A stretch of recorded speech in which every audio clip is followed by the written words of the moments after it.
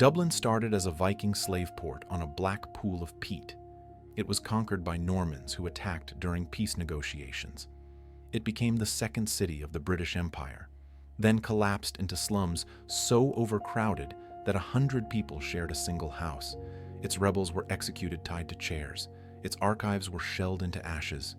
11 centuries, one city, and a story far stranger than anyone remembers. In 841, a Viking fleet sails up the River Liffey and stops where a smaller river meets it. There's a tidal pool here, stained black by peat from the bogs. The Irish call it Dublin, the Black Pool. That pool gives Dublin its name. The Vikings build a long fort, a fortified ship camp, right on the bank. Timber walls, longhouses, workshops, jetties for their fleet. This isn't a raid. They're staying. Within decades, Dublin becomes the largest slave trading port in Western Europe, funneling captives from Irish raids to markets in Iceland, Britain, and beyond. But the Vikings who settle here begin to change. They marry Irish women. They learn the language. They convert to Christianity. Over generations, they become something new, neither fully Norse nor fully Irish. Historians call them the Hiberno-Norse. Their small camp on the Black Pool is becoming a real town. By the year 1000, Dublin is no longer a camp. It's a walled town of maybe 4,000 people, with streets, markets, and a busy port trading with England, France, and Scandinavia. In 1030, King Sitric, a Christian Viking king of Dublin, founds Christ Church Cathedral on the ridge above the town, a Norse king building a Christian church in Ireland.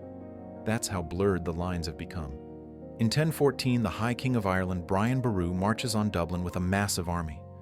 The Battle of Clontarf, fought just north of the city on Good Friday, is one of the bloodiest in Irish history.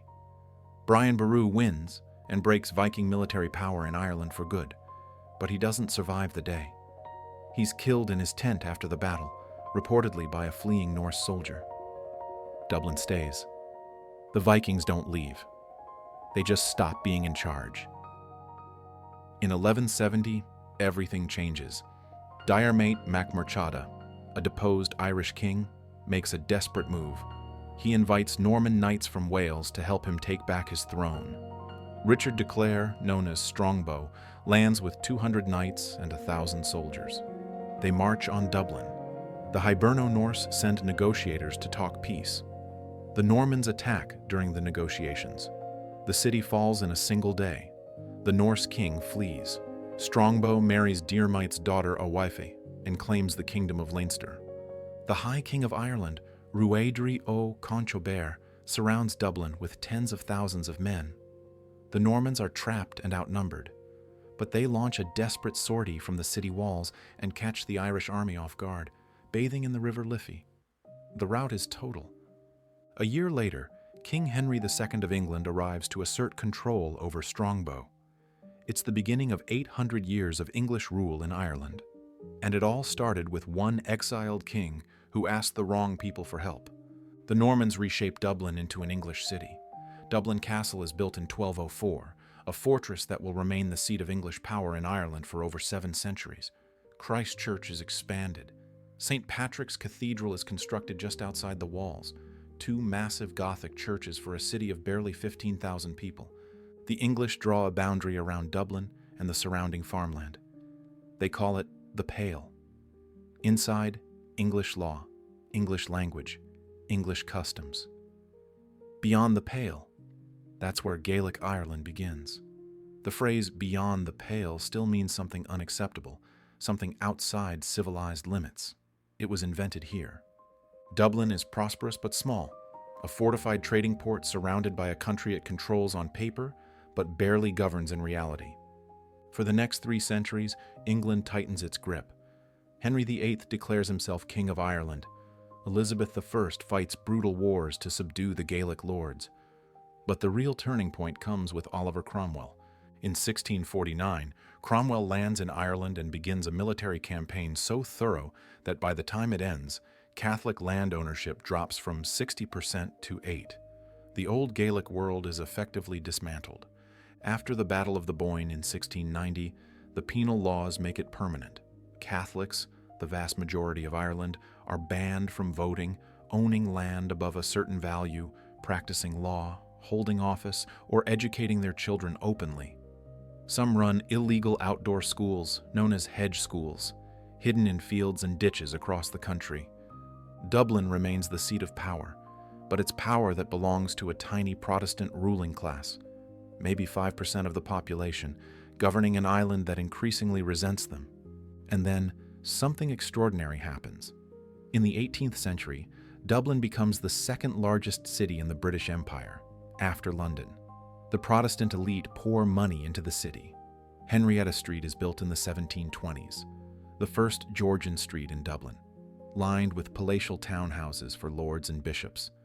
The Duke of Leinster builds his mansion on the unfashionable south side of the city. When people mock him, he replies, "Fashion will follow me." He's right. Within decades, the south side becomes Dublin's most prestigious address.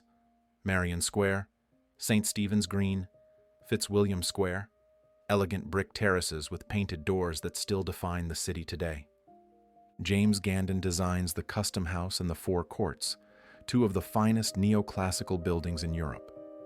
Dublin gets its own parliament, Grattan's Parliament, and for 18 years, Ireland governs itself from College Green.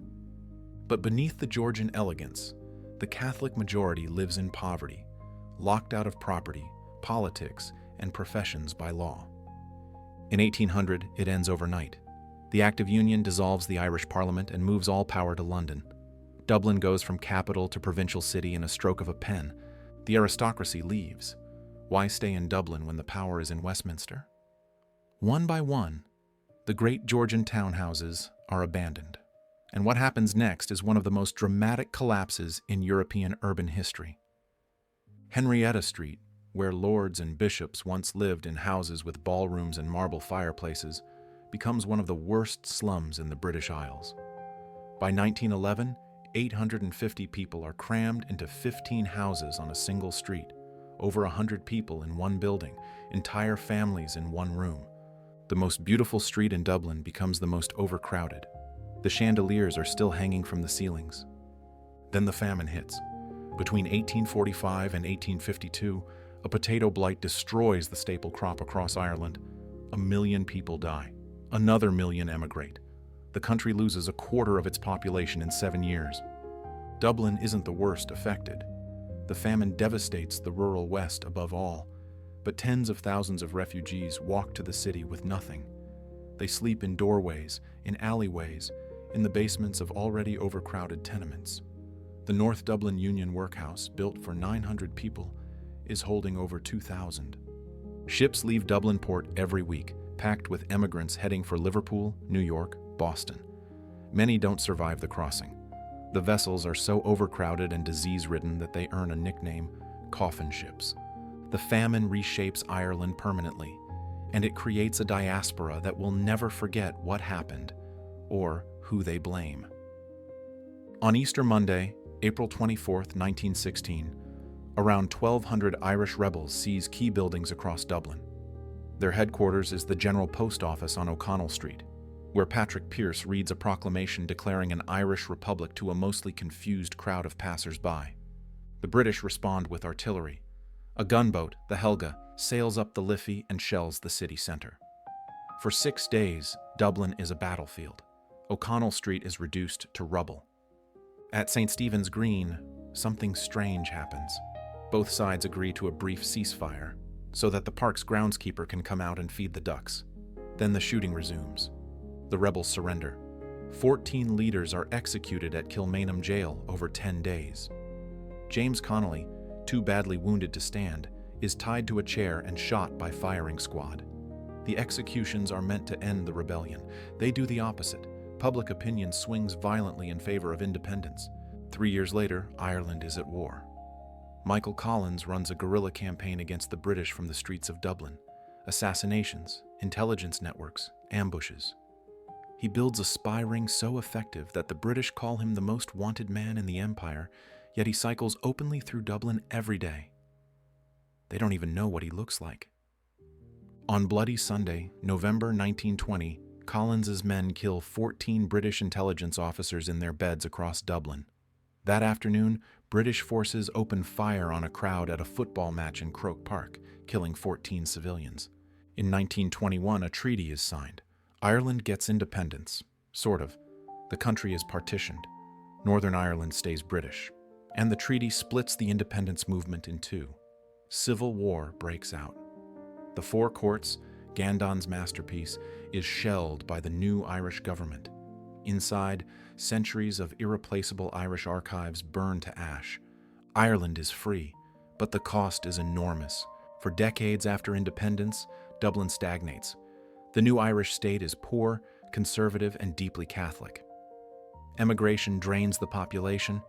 In some years, more people leave Ireland than are born in it. The tenements persist well into the 1960s. When they're finally demolished, many are replaced with bleak concrete housing estates on the city's edges. Then, in the 1990s, everything changes. Tax reforms and EU investment trigger the Celtic Tiger. An economic boom so fast that Ireland goes from one of the poorest countries in Western Europe to one of the richest in a single decade. American tech companies pour in. Intel, Google, Apple set up European headquarters in Dublin. Young Irish people stop emigrating. For the first time in generations, they stay. The boom crashes in 2008. Ireland's banks collapse.